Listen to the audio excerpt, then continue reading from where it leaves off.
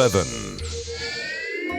And speaking of Guys, what's with all the people holding pitchforks and burning torches? oh, that's just the OG Dragon Ball fans furious that Pilaf made it this low on the countdown.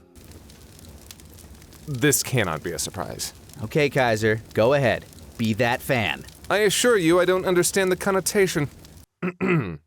The Pilaf Saga, or Hunt for the Dragon Ball Saga, is a fucking gem, and is the closest thing Dragon Ball has to a flawless arc on this entire list.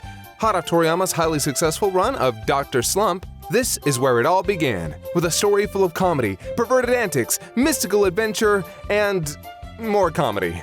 Featuring a classic, colorful cast of characters, each chapter and episode is packed with charm and laughter. With each new character that we meet and bigger hurdle that Goku overcomes, we're further enchanted and engrossed into this world, until the wild climax that ties everything together with the funniest ending in the franchise.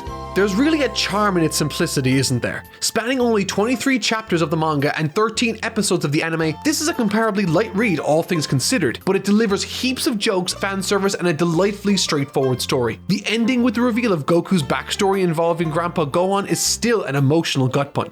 Obviously, while this saga is near the bottom, it's certainly not because it does anything more wrong than the sagas above it. In fact, I'd be inclined to agree, this saga is generally harmless. But in that simplicity, it also doesn't quite reach the same highs as the other sagas aspire to. That just isn't what Toriyama was pursuing.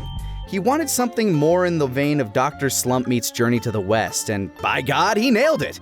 But the lack of ambition in the story also keeps it lower on this list. Shout out to the Pilaf gang for somehow managing to maintain a presence in the series all the way to Super, even if the road there was full of questionable methods and even more questionable ships. It's also worth noting that the length of this saga doesn't do it many favors. It's one of the shortest on this list without any prior setup, meaning that a lot of its time is spent establishing characters, concepts, locations, etc. But that's also arguably to its benefit, keeping it short, briskly paced, with plenty of jokes per minute.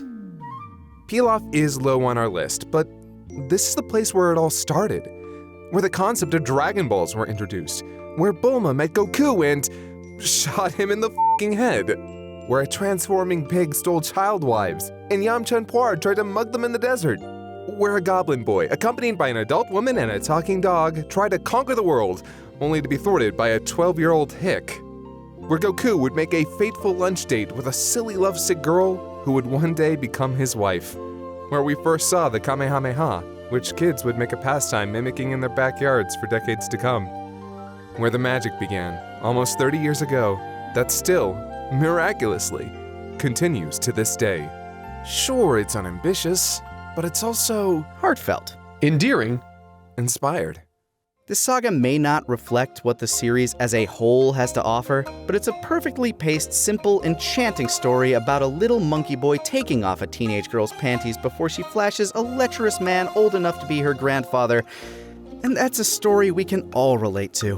Real glad Goku learned to tell the difference between boys and girls before he was old enough for that to become a much more serious issue. Now I'm imagining adult Goku giving the old pat-pat to Vegeta when he first showed up. Or Beerus. You know he stared at Whis long enough to consider it.